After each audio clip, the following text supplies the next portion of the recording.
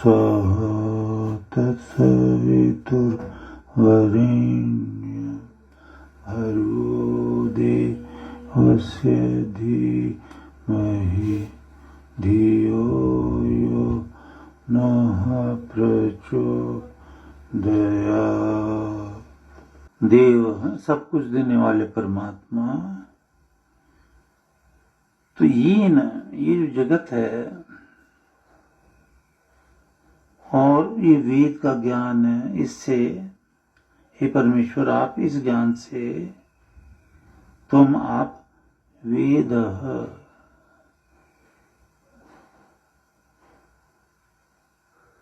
असि सारा ज्ञान ये देने वाले आप ही हो। सारे संसार को जानने वाले और सब ज्ञान देने वाले आप ही हो। भाव ये कि ईश्वर से बढ़कर कोई भी नहीं हुआ, ना होगा, ना है। तो हम ईश्वर का जो स्वरूप है, ज्ञान है, कर्म है, स्वभाव है, वो इतनी महान विद्या है, अनंत वेद, इसी से ही जान सकते हैं। मनुष्यों के लिखे हुए ग्रंथों से हम ईश्वर के इस ज्ञान को नहीं जान सकते।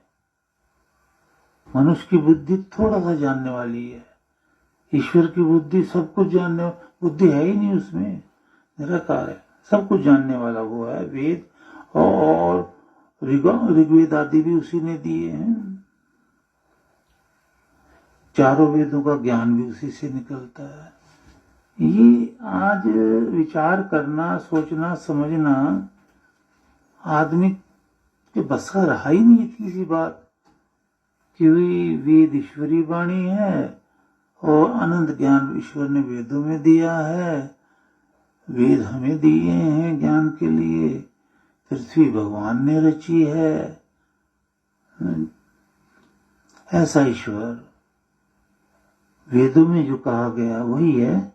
इंसानों ने जो कह दिया कि ये ईश्वर है, तो वो ईश्वर नहीं हो सकता।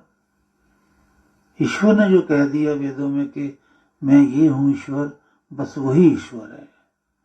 तो यहां गुणों को क्या बताया भगवान ने कि वेद का देने वाला, संसार को जानने वाला, ये गुण बताए, वो ईश्वर है ना?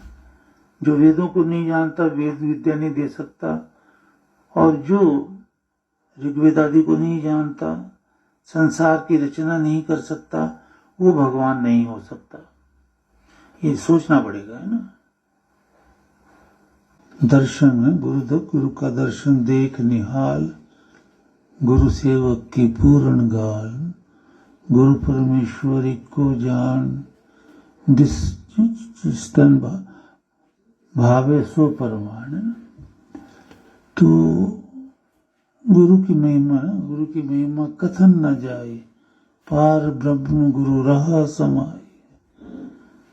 गुरु की महिमा का कोई अंत नहीं है।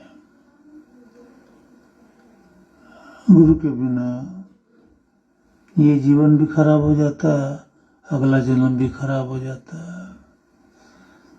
देखो, आप जॉब करते हो, अपने जॉब के बारे में तो जानोगे। आप पढ़ रहे हो, पढ़ाई के बारे में जानते हो।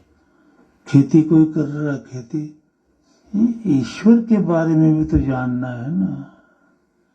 जिसने खेती करने के लिए शरीर दिया, जॉब करने के लिए शरीर दिया, कमाने के लिए शरीर दिया, पढ़ने के लिए, सुख के लिए, तो वो आध्यात्मिकवाद अगर किसी के पास नहीं है, तो कल मैं किताब में लिखा रहा था एक ऋग्वेद से मंत्र,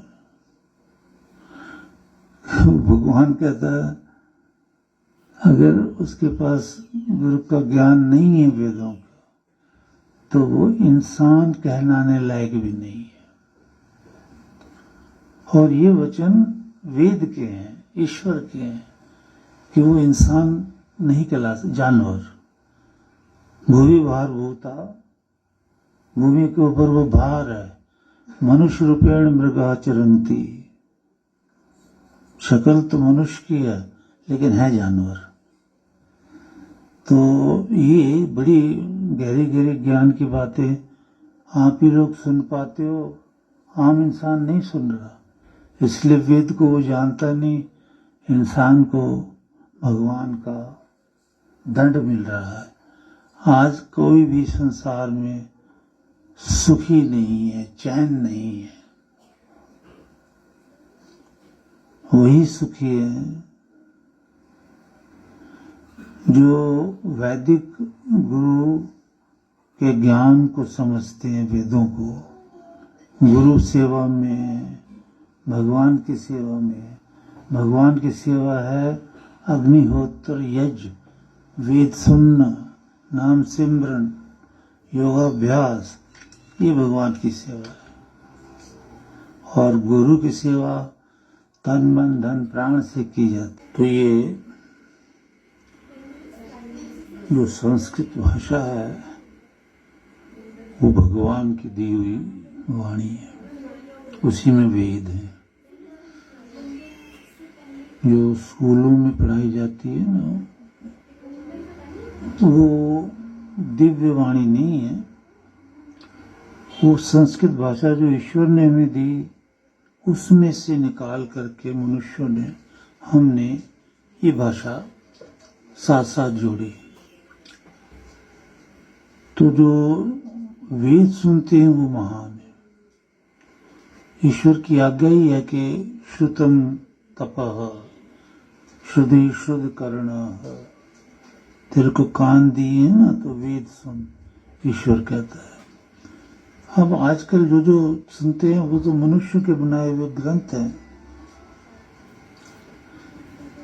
हम देखो ना, तुलसीदास कृत रामायण है मानो, तो वो तो तुलसीदास जी ने लिखी है ना, ईश्वर ने तो नहीं लिखी। तुलसीदास जी का दिमाग काम किया ना उधर। ऐसी तरह तरह के ग्रंथ है मनुष्यों के, लेकिन वेद जो है वो ईश्वर से उत्पन्न है। वेद ईश्वर की वाणी है। वेद में ईश्वर ने प्रवचन किया, उपदेश दिया, सूचना है। कहाँ परमेश्वर तीनों लोकों का राजा, रचने वाला, हमें अन्न इत्यादि से पालन पोषण करने वाला, सर्वशक्तिमान, उसका ज्ञान है ना। और कहाँ आदमी की वाणी, तो मुकाबला तो नहीं हो सकता ना इस वाणी का। ईश्वर की वाणी से मनुष्य की वाणी का तो मुकाबला नहीं कर सकते। और देखो क्या टेक्निक है, क्या सूक्ष्म ज्ञान है। मनुष्यों ने अपनी बुद्धि से ज्ञान निकाला। वो बुद्धि किसकी दी हुई? परमेश्वर की। और परमेश्वर से जो ज्ञान निकला है वो बगैर बुद्धि के। ईश्वर निराकार है, उसके मन नहीं होते, बुद्धि नहीं होती, आंख नहीं होती, हाथ पैर नहीं होते, कुछ भी नहीं होता। एक निराकार शक्ति है जो कण कण में है, सर्वव्यापक है। तो उस शक्ति का मुकाबला हम लोग नहीं कर सकते। तो उसका ही ज्ञान जो है ना वो सर्वश्रेष्ठ है। यानी ईश्वर का ही ज्ञान। अब जैसे ये उदाहरण मैं बार बार देता रहता हूं कि आम का पत्ता है, पीपल का पत्ता है, कोई भी पेड़ का पत्ता जो ईश्वर ने बनाया है, वैसा का वैसा पत्ता आदमी नहीं बना सकता, है ना। कैसे बना के दिखाए? मिट्टी से तो वो बना सकता है, मिट्टी से तो वो अनार भी बना देगा, अमरूद भी बना देगा, केला भी बना देगा, पर वो तो मिट्टी है, खा के देख लो। ईश्वर जैसा फल बना रहा है, ईश्वर जैसी रचना कर रहा है, उसकी रचना से कोई मुकाबला कर नहीं सकता, क्योंकि उससे ऊपर कुछ है ही नहीं। सबसे ऊपर परमेश्वर। उसी परमेश्वर का हम ध्यान धरें जो गुरु ने ज्ञान दिया है। बाकी तो इंसान के बनाए हुए रास्ते हैं। भगवान राम का महल है, कृष्ण महाराज का भी महल बना, श्री राम का भी आदमियों का बनाया हुआ है ना, खत्म हो गया। लंका भी आदमियों की बनाई हुई थी, खत्म हो गई। क्या भगवान को भी कोई खत्म कर सकता है? वो तो जन्म मरण से परे है। उसके गुण लोग सुनते नहीं कि भगवान के क्या गुण हैं। इसलिए किसी को बिरला ही आप में से किसी को पता है, आप श्रद्धालु हैं, दानी हैं, कि ईश्वर किसको कहते हैं। आम दुनिया में आप किसी को नहीं पता रहा ईश्वर किसको कहते हैं। पूजा तो हो रही है, पर ये नहीं पता what is the real definition of the almighty God. Real definition क्या है, ईश्वर किसको कहते हैं। तो उसी ईश्वर ने ये सारे संस्कार, 16 संस्कार हमें दिए वेदों में कि भाई बच्चे में संस्कार डालो, अच्छे संस्कार डालो। आज तो कोई ये यज कराता नहीं, अच्छे संस्कार डालते भी नहीं है। वेद भी लोग कम ही सुनते हैं। जब भी सुनने की आज्ञा नित्य की दी है भगवान ने, नित्य तो सुना भी नहीं जा सकता। लोग इतने काम में व्यस्त हैं।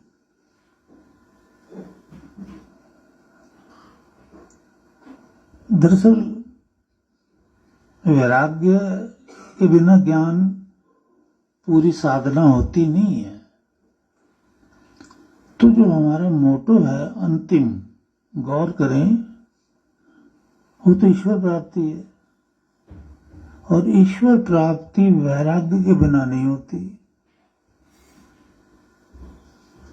और वैराग्य जो है वेद साधना गुरु कृपा के बिना नहीं होता। और ये वैराग्य जो है ये कई जन्मों के बाद प्रकट होता है। अभी आप साधना कर रहे हो, आहुतियां डाल रहे हो, इसका फल जो वेदों ने बताया उस तरफ चलो कि अगला जन्म तुम्हारा अच्छा होगा। कृष्ण महाराज भी कह रहे हैं।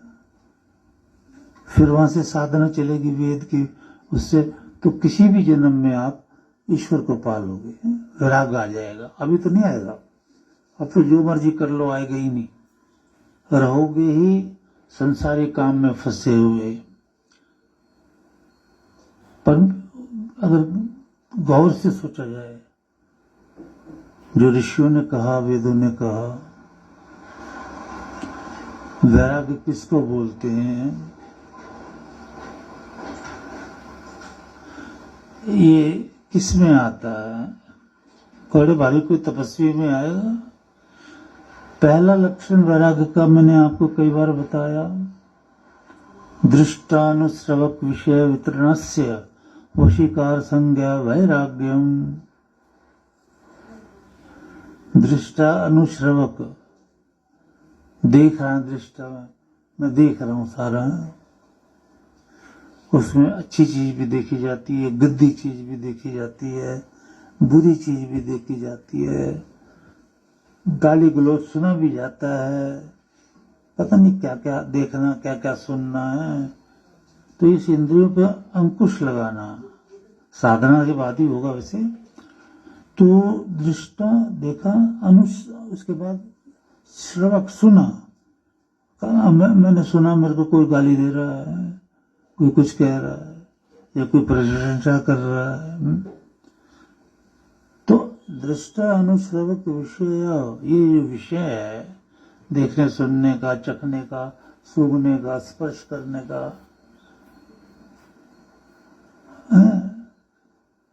तो विषय वितरण से वशीकार संज्ञा, वी मना अलग हो जाना, तृष्णा से, यानी इस देखने से, आंखों ने जो देखा, कानों ने जो सुना, हाथ से जो स्पर्श किया अच्छा बुरा, जिह्वा से जो टेस्ट लिया,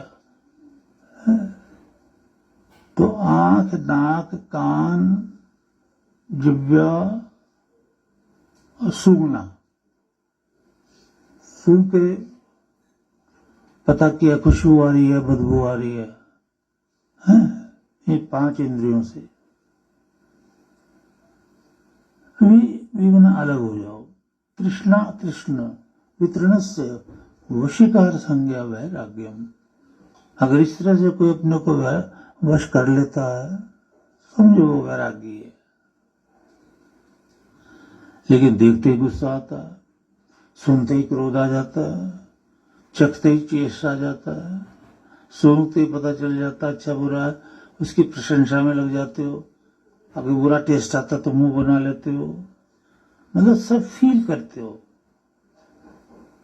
वो सिर्फ आपका अट्रैक्शन है। लेकिन तपस्या इतनी इकट्ठी जब हो जाती है तो इससे मन हट जाता है।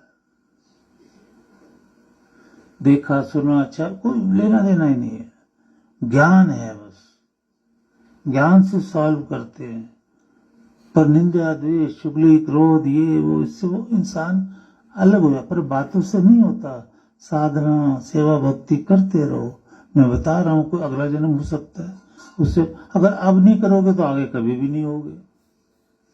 इंसान ने नियम, भगवान ने नियम बनाए कि भाई कई जन्मों में ये ईश्वर की प्राप्ति होती है, लेकिन कोई जन्म ऐसा होना चाहिए कि आपको गुरु मिले और वेद का ज्ञान आ जाए, सुनने को दिल करे, तो ये पुण्य चलता रहेगा, आपको सुख देता रहेगा। यही पुण्य आगे बढ़ बढ़ कर आपको मोक्ष मिले, वैराग्य आएगा है? अच्छा, ये वैराग्य भी ईश्वर को प्राप्त नहीं करता। शुरुआत इस वैराग्य से होती है। दूसरा वैराग्य है पर वैराग्य। वो है कि ये जो पृथ्वी बनाई है भगवान ने, विषय इसमें पता नहीं क्या क्या भर दिया है, अन्न है, जल है, पता नहीं बहुत कुछ है ना। तो उसमें वो मैं श्लोक ही बोल रहा हूं, गीतांजलि, मतलब ईश्वर की बनाई हुई सृष्टि से मुख मुड़ जाए, ये सबसे बड़ा वैराग्य है। क्या क्या श्लोक है? हाँ, तत्परमं पुरुषम गुण वैतृष्ण्यम। परम परमेश्वर है ना, उसने जो 3 गुण है, रजोगुण तमोगुण सतोगुण, इससे ये सृष्टि रची है प्रकृति से। प्रकृति में क्या क्या नहीं, काम क्रोध मद लोभ अहंकार, ये नहीं, मेरे ख्याल में अनगिनत पाप है, अनगिनत पुण्य है, कोई क्या कमाता है ना। तो ऐसा वैराग जब आ जाए तपस्या करते करते, दीर्घकालीन लंबा अभ्यास चले, साधना करते रहो, ये रोटी पानी तो भगवान देगा ही आपको।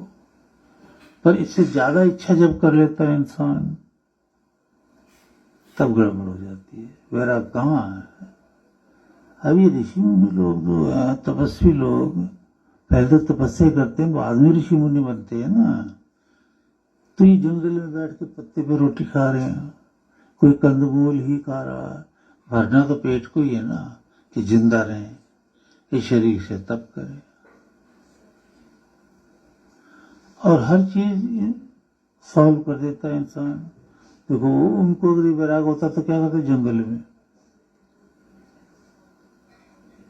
तो वहां पर मैंने देखा, क्योंकि मैं तो जंगलों में रहा हूं, तपस्या जंगलों में की है, ऋषिकेश के घने जंगलों में।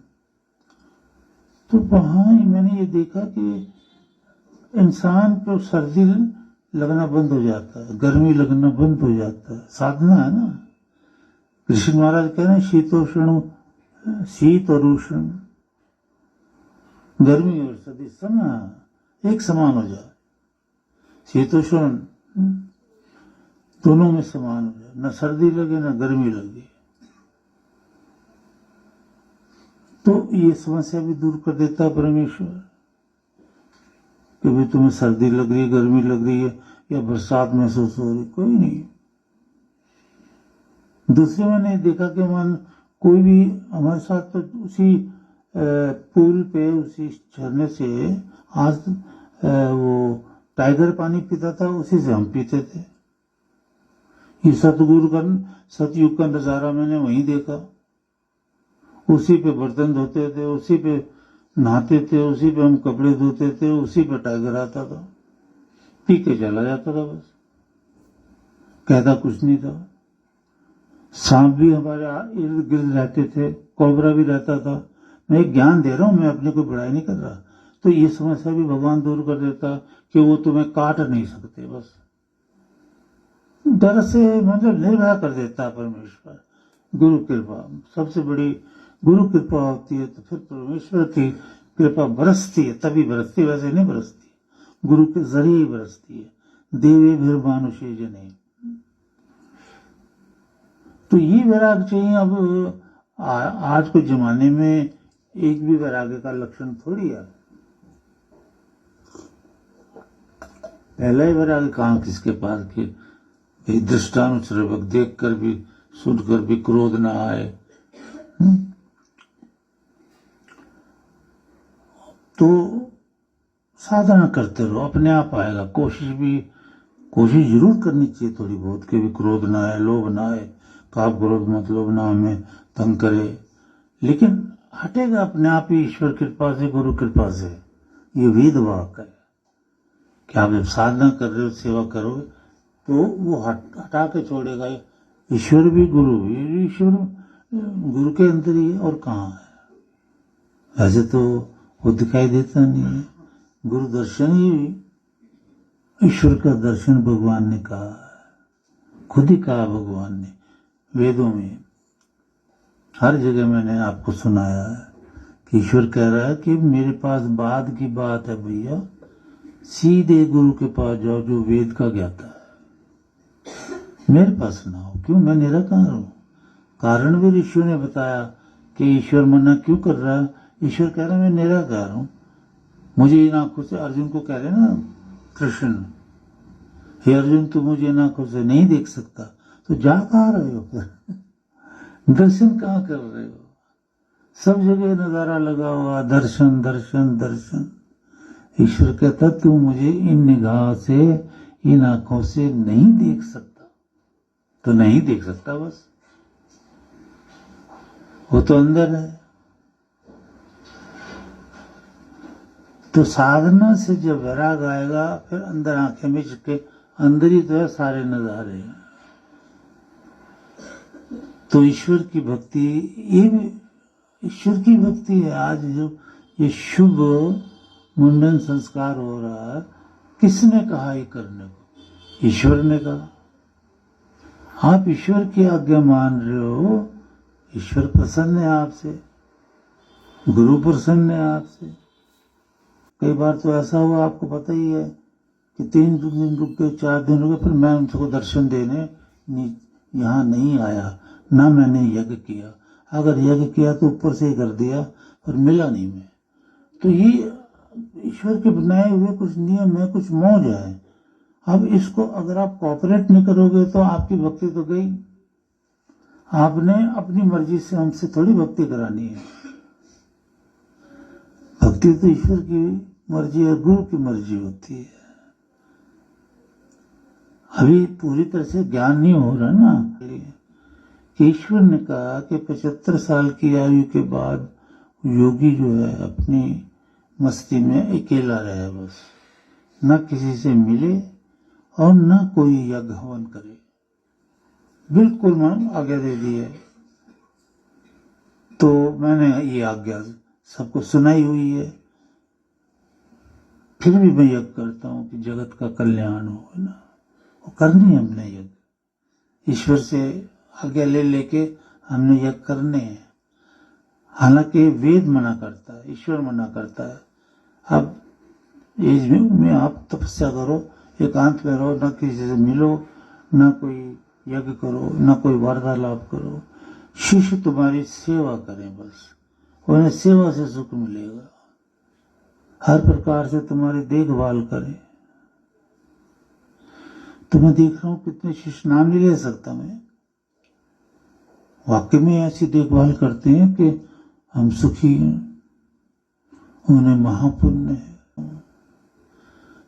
क्योंकि ईश्वर का नियम है कि आपने सेवा करनी है, सिर्फ 75 साल के बाद सिर्फ सेवा करनी है। लेकिन मैं तो फिर भी कहता हूँ, ईश्वर से आशीर्वाद लेता हूँ कि यज्ञ करना है, मैंने यज्ञ करना है, यज्ञ के लिए मुझे आयु बढ़ा दो, नहीं तो मेरी तो मौत कब की आ चुकी थी। ये यज्ञ के लिए भगवान ने फिर दे दी। तो देखो, ये शुरुआत अथर्ववेद ने क्या की है कि अहिंसकता, मतलब ये बार बार जो हैं आ गए हैं, देखो आए बैठे हैं। और ये क्यों आए हैं कि पुराने बालों की जगह नए बाल लाना है। इन्होंने पुराने बाल उतार देने हैं। देखो अथर्ववेद अनादिकाल से, ये मुंडन सेरेमनी हो, चाहे शेव हो, चाहे बाल काटने वाली बात हो, ये ईश्वर ने बताई है ना। कोई चीज छोड़ी नहीं है दुनिया में, चाहे आर्मी हो, पुलिस हो, चाहे नेवी हो, है खेती हो, साइंस हो, कुछ छोड़ा ही नहीं। जर्रे जर्रे का ज्ञान वेद में डाल दिया। तो देखो, जो चूड़ामणि संस्कार नहीं कराते, ये जो बार बार आए हैं, इनसे ऐसे बाल नहीं कटाते वेद मंत्रों के साथ, तो फिर ये जो आशीर्वाद है, देखो आशीर्वाद क्या हुआ। अब देखो, क्षुरीण आगन, क्षुरीण में छुरा, यानी अपने कैंची में और जो भी है वो लेके आए हैं। और फिर वायु जल, वायु के समान जल, जल जैसे मैं बताता हूँ, गर्म और ठंडा, और तीसरी कटोरी खाली रखो, तो जल भी लेके लाए हैं।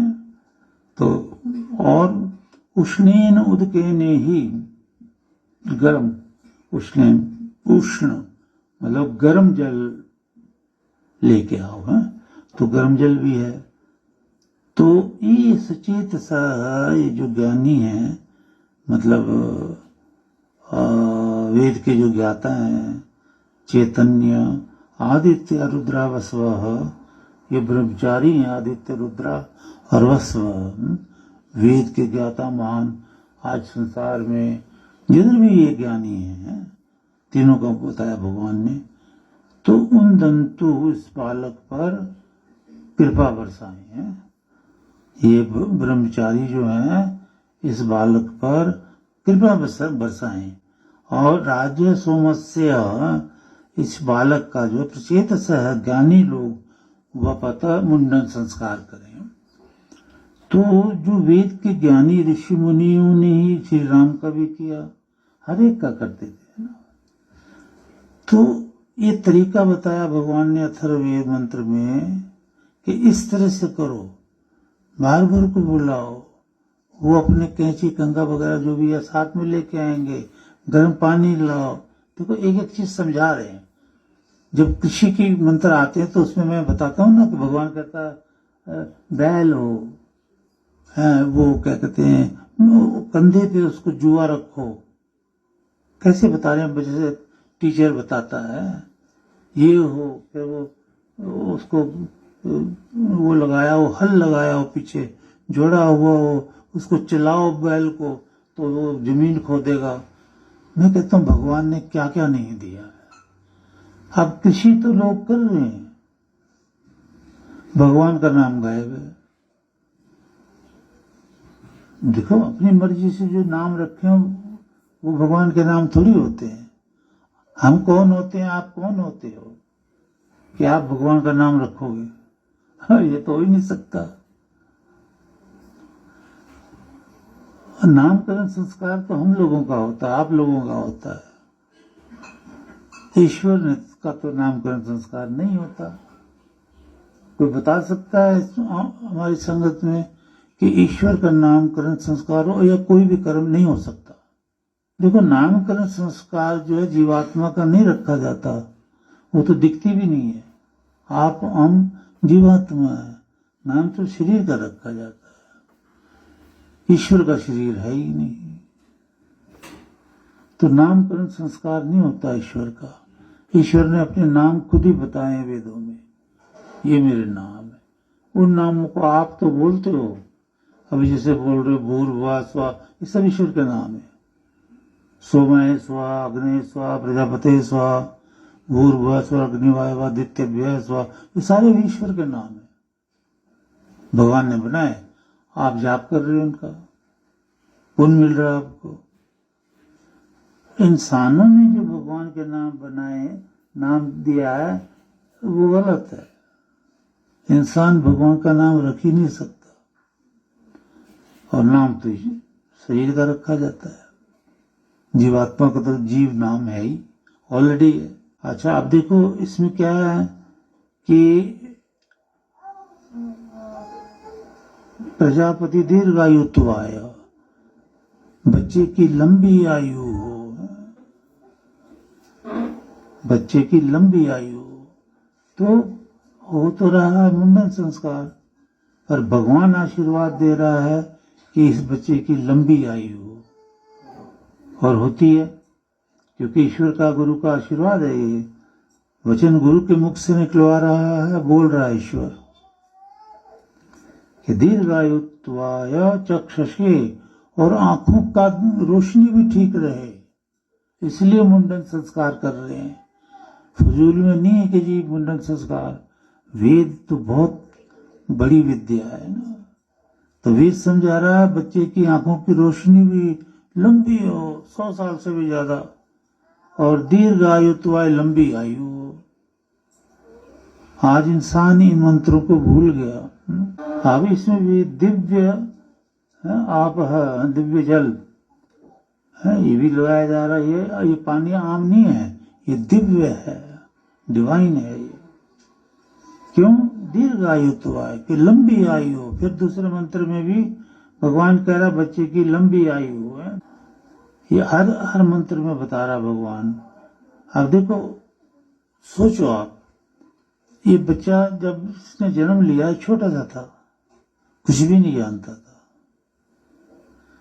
तो जब हम जन्म लेते हैं, मतलब अभी नहीं, जब सृष्टि बनती है नई, पिछली सृष्टि तो संगार हो गई, नई सृष्टि में हमें भी कुछ नहीं पता होता। आप हम सब उस सृष्टि में थे, हमें कुछ नहीं पता था, क्योंकि नई सृष्टि, नया हमारा जन्म हुआ था। हमें क्या पता उसरा क्या होता है, बाल क्या होते हैं, रोटी क्या होती है, पानी क्या होता है, कुछ नहीं पता था। ABCD ईश्वर ने वेदों में सब जगह ज्ञान दिया हुआ है कि भाई अब तुम्हारा क्योंकि जन्म देता है जवानी का, बच्चे का जन्म नहीं देता नई सृष्टि में, जवानी होती है, पर ज्ञान नहीं होता। तो ज्ञान वेदों से देता है, और 4 ऋषियों को देता है, और 4 ऋषि ज्ञान देते हैं।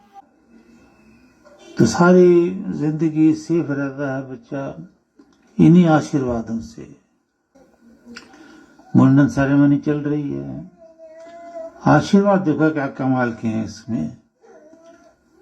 आयु से आयु बढ़े, अन्नाद्याय, बच्चा अन्न खाए ना तो ठीक तरह से पचे, शक्ति दे उसे, कैसे कैसे, और प्रजनन आया, प्रजनन शक्ति इसको दे। मतलब जब गृहस्थ आश्रम में जाए तो उसको अच्छी संतान उत्पन्न हो। प्रजनन आया, और राय स्पोषाय, धन राय है, आप जानते राय, धन मिले से पालन पोषण इसका अच्छा हो। सुप्रजास्तवाय, उत्तम पुत्रों की प्राप्ति हो। देखो हो रहा मुंडन सेरेमनी, आशीर्वाद क्या दे रहा भगवान ने। सुवीरवाय, शक्ति हो, इसके अंदर बल हो, पराक्रम हो।